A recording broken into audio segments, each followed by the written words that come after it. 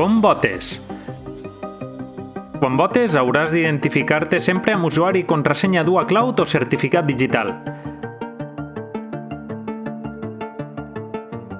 Accedeix a la pantalla de votació i selecciona el vot. Revisa que el vot és correcte. Podràs editar-lo si cal. Envia el vot. Com comproves el vot?